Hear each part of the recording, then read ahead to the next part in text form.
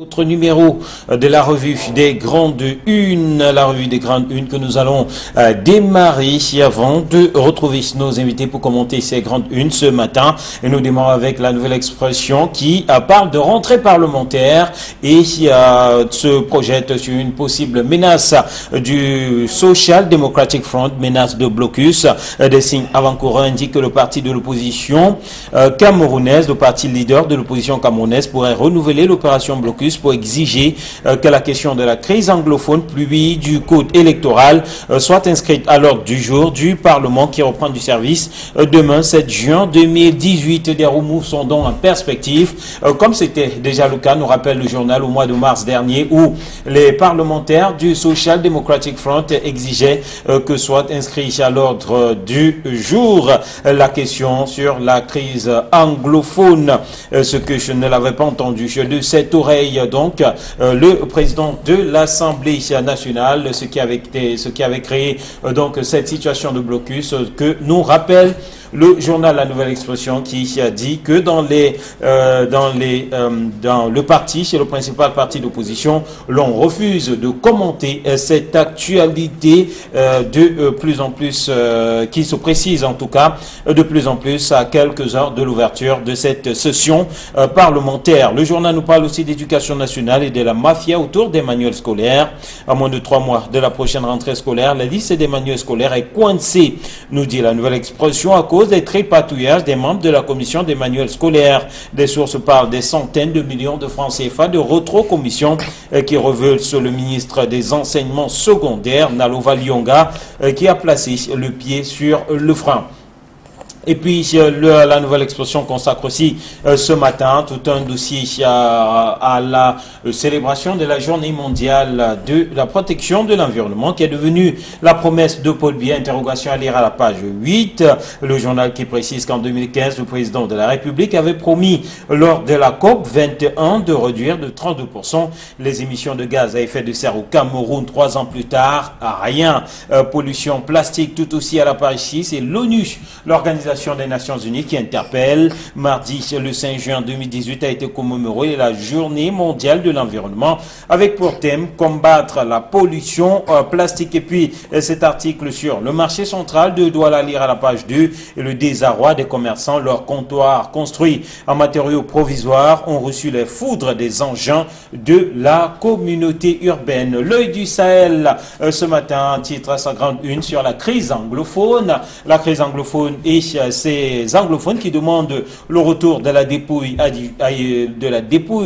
d'Ahidjo. Ceci est contenu donc dans le rapport présenté par la commission Moussongué, la commission nationale de promotion du bilinguisme et du multiculturalisme, à l'issue donc de ces auditions du côté de la région du Nord-Ouest, à l'issue donc de sa mission d'écoute des populations. De ce côté-là, plusieurs points inscrits dans ce rapport, parmi lesquels donc l'un des points qui porte sur le retour de la dépouille d'Amadou Ahidjo, et l'œil du Sahel de tenter de comprendre cette revendication des populations anglophones par le fait que ces dernières voudraient s'attirer la sympathie donc des originaires du Grand Nord. Le journal nous parle aussi d'infrastructure et du port de Douala qui est à l'épreuve des épaves. Tout un dossier consacré ce matin aux pages 6 et 7 au dégagement des épaves donc au port autonome de Douala, un phénomène aux conséquences fâcheuses, celui des carcasses de navires, l'inventaire des méfaits de ce phénomène sur l'exploitation des plateformes portuaires, ou encore la question centrale du recyclage des épaves, la bataille pour le contrôle de la ferraille qui a commencé avant même l'enlèvement des carcasses. Le journal qui croit savoir qu'il s'agit là d'une manne financière importante qui attire les convoitises, et le journal qui revient sur des chiffres importants qui rappelle d'ailleurs que le port autonome de Douala, conçu pour traiter 7 millions de tonnes de marchandises au départ, c'est un port qui aujourd'hui ou depuis quelques années traite un peu plus de 10 millions de tonnes par an. Et voilà donc quelques éléments à retrouver dans ce grand dossier que nous propose le journal L'œil du Sahel, qui parle aussi de ce militaire enlevé du côté de Touboro, ou encore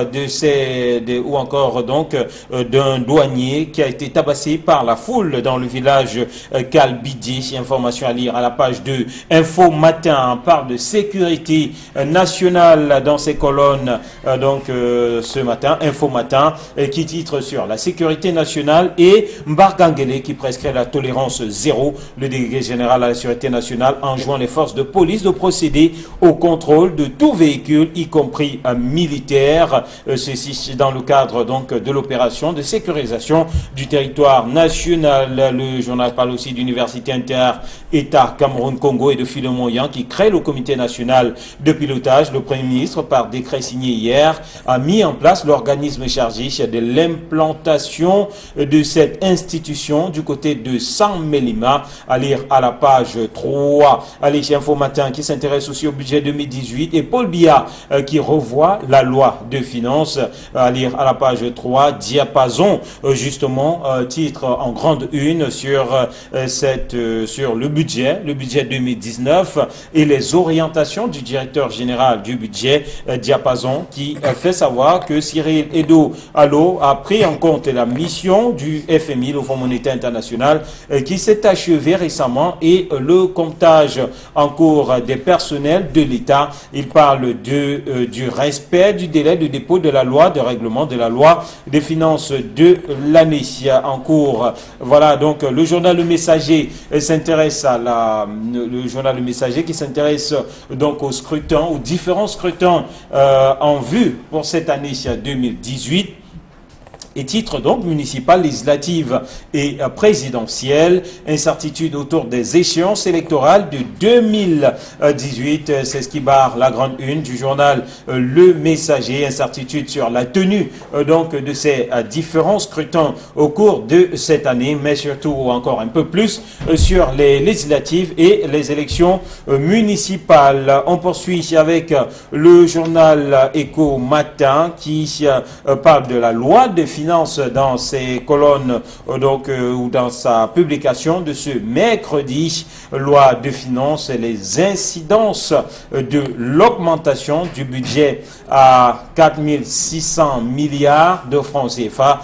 C'est la une d'info de Écho Matin, voilà, qui revient de façon détaillée sur les incidences de l'augmentation de ce budget à 4,600 milliards de francs CFA. Le soir, Triebdo parle de la réhabilitation de l'aéroport international de Douala et le satisfecit du gouvernement. Le journal qui revient donc sur la descente dans cet aéroport du ministre des Transports, Jean-Ernest Massema Galebi-Béhé, qui ici est rendu et qui a fait savoir qu'il était satisfait, en tout cas, des travaux qui ont été effectués de ce côté-là, tout en prescrivant aux ADC de poursuivre tout simplement dans cette lancée, en prescrivant à la société Aéroport du Cameroun de poursuivre dans cette lancée. Le journal nous parle aussi ce matin de la décongestion du port de Douala et de la méthode de Cyrus Ngor qui est tout simplement en marche.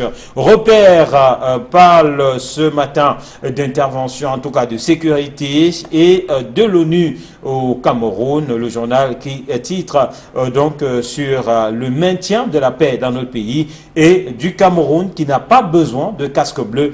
C'est la grande une du journal Repère ce matin. Et on poursuit avec le quotidien de l'économie qui parle de finances publiques et plonge dans les secrets de l'augmentation du budget 2018. Le quotidien de l'économie, donc, qui parle de cette augmentation du budget 2018. En l'espace de 6 mois, le président de la République a procédé par 2 fois à la signature d'ordonnances modifiant la loi de finances. Le journal propose l'éclairage du professeur Constant Fouapi Diogap, enseignant à la faculté des sciences économiques et de gestion de l'université de Yaoundé 2 et de Protéa, qui est président d'ECAM. Le journal qui nous parle aussi de remplacement à 2 vitesses des bus sur l'axe Yaoundé-Douala. On est là dans la rubrique infrastructure. Alors que les travaux du lot numéro 1 avancent, le lot 2 accuse un retard par rapport à la consommation des délais. Et puis la crise anglophone dans les colonnes du quotidien de l'économie ce matin. Et Samuel Etoufis qui est annoncé dans les régions du nord-ouest et du sud-ouest. Il est question de ce côté-là, de parler aux jeunes, de sensibiliser ces jeunes afin qu'ils reprennent le chemin de l'école. Et puis si nous allons sortir de de cette revue avec le journal Mutation. Mutation qui s'intéresse aussi aux questions électorales dans sa publication de ce mercredi avec donc ce titre, Sérail, manœuvre autour du calendrier électoral à 2 semaines d'une éventuelle convocation du corps électoral en vue des législatives. Le pouvoir avance de façon masquée, nous dit Mutation. Une réunion stratégique sur les menaces sécuritaires et les élections est signalée du côté de Vokmeka. Voilà donc qui nous permet de sortir de cette revue et de retrouver nos invités déjà installés. Idriss Lissom, bonjour. Bonjour Eric Massa, bonjour à tous les téléspectateurs. Bienvenue à vous. Merci, bonjour à Hervé Viard. Hervé Viard Délé, justement, bon mercredi à vous. Merci Eric Massa, bonjour à Idriss. Bonjour également à tous ceux qui nous regardent à travers le monde entier. Allez, et on va démarrer donc avec vous, messieurs, sur cette revue des Grandes Unes, avec ces interrogations qui barrent la une de plusieurs journaux, interrogations autour de la tenue, de l'effectivité de la tenue des scrutins programmés pour cette année 2018. Le journal Le Messager, lui, parle d'incertitude carrément autour des échéances de 2018, parle de municipales législatives et bien entendu de la présidentielle, alors que le journal Mutation, lui, parle de manœuvres autour du calendrier électoral, de cette réunion importante annoncée du côté de Vokmeka. Y a-t-il péril en la demeure, Idriss Lissom, au regard de ces différents titres? Bon, peut-être pas péril à la demeure, Eric Massa, mais on va tout simplement relever que il y a un parti politique qui tient les manettes. Alors s'il y a quelqu'un aujourd'hui qui est au courant de ce qui sera le calendrier électoral, c'est tout simplement le RDPC. Parce qu'on fonctionne un peu à visage non découvert, on fonctionne de manière masquée, où vous êtes d'accord avec moi que, étant déjà le 6 juin 2018, personne ne peut vous dire s'il y aura une élection. Il est supposé avoir des élections législatives et municipales et la présidentielle, mais on n'a aucune date. Moi, je pense que dans un pays sérieux, en 2018, au XXe siècle, ce ne sont pas des choses qui devraient être là. On ne devrait pas être là à scruter le ciel, à attendre qu'il fasse soleil ou bien qu'il pleuve, ou bien qu'on essaie d'aller rencontrer les oracles pour qu'ils nous disent qu'il y aura élection ou pas. Bon, maintenant, sur le plan de la logique et de la cohérence, je pense que c'est le Messager qui le dit, que nous avons encore 2 semaines pour avoir le cœur net. Parce que si dans les 2 semaines, le corps électoral n'est pas convoqué, on pourra tirer une conclusion. Mais il faut le dire que selon la Constitution, je ne pense pas que la présidentielle soit décalée. S'il y a peut-être une élection des élections qui risquent de ne pas avoir lieu, vous vous souvenez que la mandature actuelle des députés et des conseillers municipaux, c'est-à-dire et des conseillers municipaux, ils ont profité d'une rallonge d'1 an lors de l'ancienne mandature. Donc, ils avaient fait 6 ans au lieu de 5 ans. C'est ce qui a créé un peu aujourd'hui que l'année de la présidentielle rejoint l'année des 2 élections. Bon, pour dire que peut-être que si le pouvoir en place pense n'est pas, c'est-à-dire que peut-être veut jouer sa carte sur la présidentielle tel que les signaux le demandent, ils pourront peut-être prolonger le mandat des députés et des conseillers municipaux, mais tout cela, Eric Massa, tout cela n'est que spéculation, donc supputation.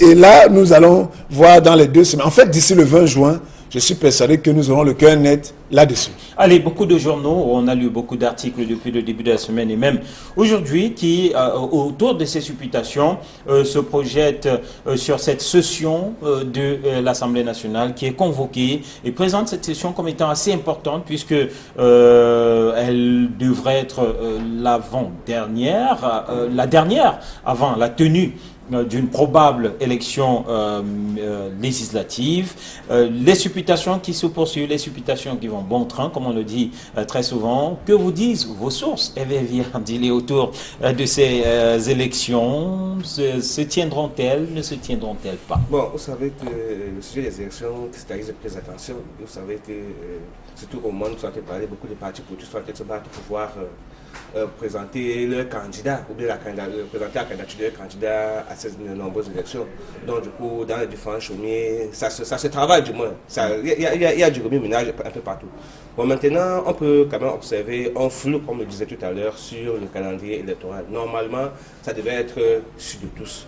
Bon, comme on n'a aucune date, et comme le chef d'État est le seul qui détient cette date, parce qu'il faudrait convoquer le corps électoral, et tant qu'il ne l'a pas fait, on n'est pas sûr de la tenue effective de ces élections, il y a de quoi s'inquiéter, du moins commencer à chercher à savoir s'il y aura élection, s'il n'y en aura pas. Donc l'inquiétude des uns et des autres est très bien fondée, mais il faut quand même dire que les délais sont encore là. Et même, il faut quand même regarder qu'au cours de cette année, il était prévu, normalement, constitutionnellement, sont prévues 5 élections. 5. On a déjà eu les sénatoriales qui sont passées, dont les résultats sont déjà connus. On attend les législatives, les municipales. On attend également, la présidentielle également, qui est l'une des plus importantes. On pense également qu'on devrait organiser les élections régionaux, du moins qui devraient également être organisées normalement au cours de cette année. Les régionales qui étaient annoncées, voilà, pour cette année aussi. Donc si on respecte effectivement ce calendrier. Bon, maintenant qu'on essaie de regarder la situation sociale de notre pays, on va constater qu'on est traversé par des guerres, avec les troubles qu'il y a dans la région anglophone et même dans la région septentrionale. Y a-t-il pas raison de craindre pour la tenue des élections? Peut-être est-ce que les uns et les autres ne seront pas en train de réfléchir sur la tenue réelle des élections? Est-ce que si dans le contexte actuel, on organise des élections, est-ce que ces élections peuvent se dérouler normalement et paisiblement dans ces zones anglophones où on sait que la crise est devenue très sérieuse et même les populations ont quitté la plupart des villages qui sont restés aujourd'hui des villages fantômes. Est-ce que dans la tenue entre les élections dans ce contexte, pourrons-nous parler des réélections au Cameroun? Ça fait quand même partie des éléments qui sont débattus un peu partout. Mais maintenant, ça n'exclut pas qu'on doit quand même être fondé, on doit quand même savoir que les élections doivent se tenir. Or, on sait que, comme il disait tout à l'heure, qu'il y a une seule personne, du moins un seul parti qui sait s'il y aura élection ou pas. C'est le parti au pouvoir, parce que le parti au pouvoir également, c'est le RDPC. Bien entendu. Donc du coup, il est influé par toute l'administration. Donc du coup, quand il y a secousse, il n'y a que qui sont les premiers à savoir. Donc du coup, les médias doivent secouer un peu pour que l'on nous dise. Vous savez que même pour les sénatoriales, il a fallu que l'on commence à bouger, que les médias commencent à tonner un peu plus fort pour que le chef d'État se réajuste. Peut-être avec cet élan, commencer après, ce qui fait partie quand même des partis politiques de position du Cameroun, il faut le dire, que certainement on pourra nous donner certaines fils. On pourrait voir les lignes bouger. Alors, justement, par rapport à cela, la nouvelle expression, elle s'intéresse ce matin à la rentrée parlementaire de demain et la menace de blocus de Social Democratic Front. Avant qu'on ne rentre dans cette menace de blocus que projette le principal parti de l'opposition camerounaise, Idriss Lissom, quelle pourrait être la place justement de cette session parlementaire dans l'éclairage à apporter sur la tenue ou non de ce scrutin, du scrutin municipal et du scrutin législatif en cette année 2018? Oui, il faut dire, Éric Martial, que dans la nouvelle expression, on parle de ce blocus annoncé. C'est vrai que lorsqu'on lit cet article, on constate tout simplement que les leaders du SDF ne confirment ni n'infirment cette information. Oui. Mais le journaliste qui la rapporte est clair là-dessus. Et même, ce serait normalement, je pense que le SDF, en tant que parti leader de l'opposition, c'est de son bon droit d'insister et de persister que la question, que le problème des zones anglophones soient inscrits à l'ordre du jour. Vraiment, ça c'est... je pense que si on était dans un pays sérieux, ça ne devrait même pas faire l'objet... Non, avant qu'on rentre dans le fond de cet article... Mais il faut aussi... Est-ce que cette session pourrait donner des indications claires sur la suite? Oui. Parce que même, bon, vous ne voulez pas qu'on ait l'article, mais l'article aussi le dit. On reviendra. Mais l'article aussi le dit. Mais en fait, parce que cette session, il y a une certaine opinion qui annonce certains textes. Et même une session extraordinaire pour revoir certains éléments de la Constitution. Donc nous attendons de voir. Donc ce seront aussi, cette session est un signal aussi, pourra nous déterminer, donner des indications par rapport à la suite du calendrier électoral. Donc je pense que nous sommes véritablement dans le mois où tout va, malgré le fait que le RDPC tienne seul le calendrier et connaisse les secrets de Dieu, mais avec le mois de juin, avec cette session annoncée, je pense que nous aurons d'autres signaux qui vont nous permettre de voir plus clair. Mais il faut relever, Éric Martial, que les partis politiques, je pense quand même qu'ils sont prêts aujourd'hui, parce que je pense que depuis l'an dernier, tout le monde est au courant quand même que le mandat des conseils municipaux va se terminer, que le mandat des députés arrive à son terme.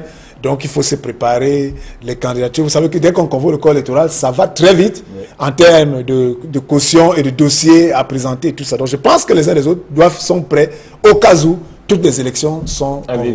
Il faut dire quand même que cette session parlementaire est très importante. Vous savez que déjà la dernière session s'est achevée à queue de poisson. En fait, pas parce qu'il n'y a pas eu de question, mais parce qu'il y avait des revendications, et surtout le SDF, qui avait tourné très fort, qui ne comprenait pas pourquoi est-ce que la crise en Covron est en train de s'enliser et que au sein du Parlement, où devrait se discuter honnêtement et sérieusement les problèmes de la République du Cameroun, on en parle, on n'en évoque pas.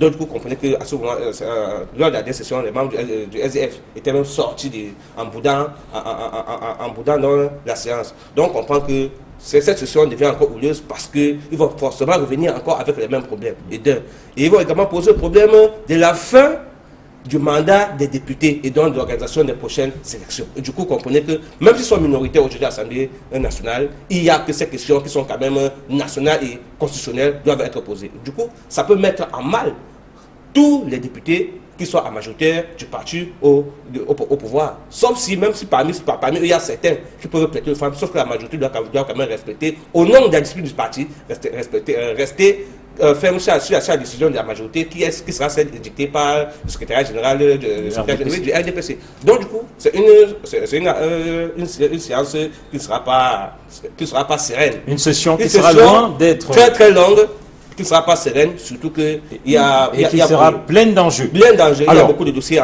en cours, et surtout certainement, comme on parlait des lois de modification de la Constitution qui planent à l'horizon.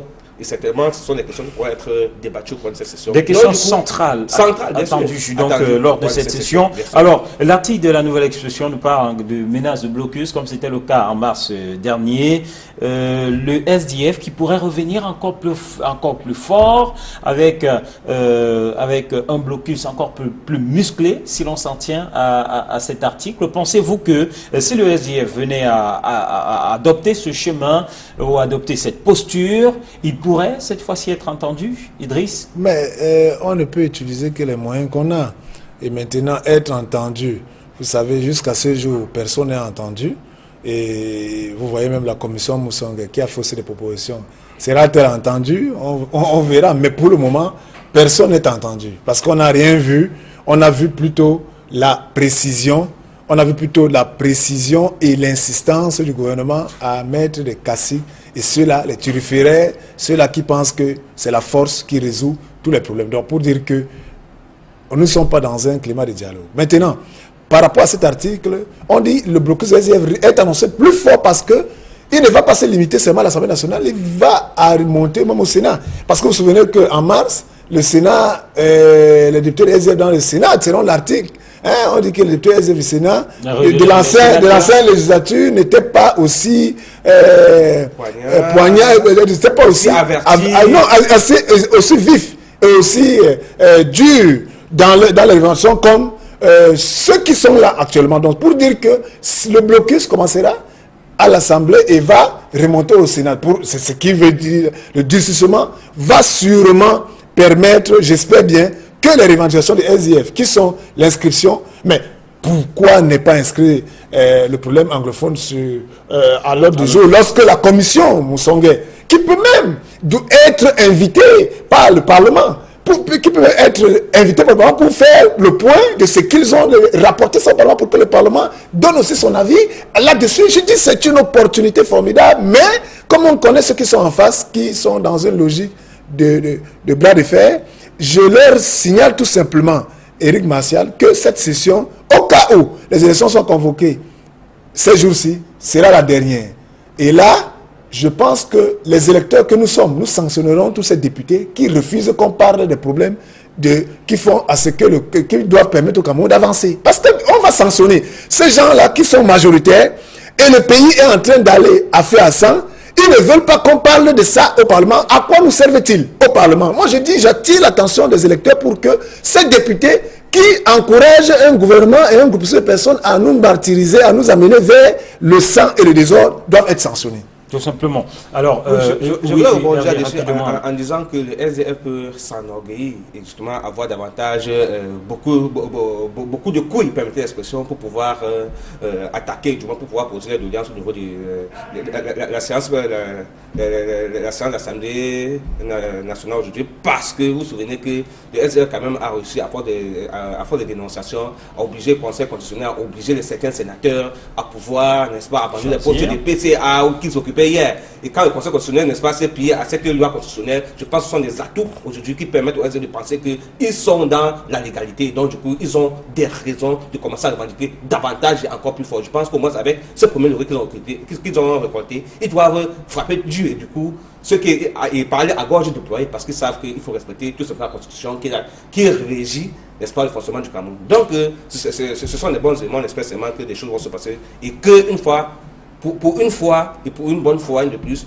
les vrais problèmes du Cameroun, notamment le problème anglophone, devra faire partie de l'ordre du jour de l'Assemblée nationale. Allez, on attend de voir ce qu'il en sera. On va sortir avec le sujet autour de la crise anglophone abordé ce matin par certains journaux. On note par exemple que l'Œil du Sahel titre sur ces anglophones qui ont demandé le retour de la dépouille d'Amadou Ahidjo, alors que le journal Repère, lui, relativement à cette crise anglophone et notamment sur la question du maintien de la paix, le journal Repère est péremptoire. Le Cameroun n'a pas besoin de casque bleu. Alors, messieurs, puisqu'il nous reste très peu de temps, Idriss, sur cette demande des anglophones portant sur le retour de la dépouille d'Amadou Ahidjo, certains spécialistes ou alors certains journalistes, auteurs de cet article, pensent qu'il s'agit là pour les populations des zones anglophones d'attirer la sympathie de celles du septentrion dans le cadre de leur combat.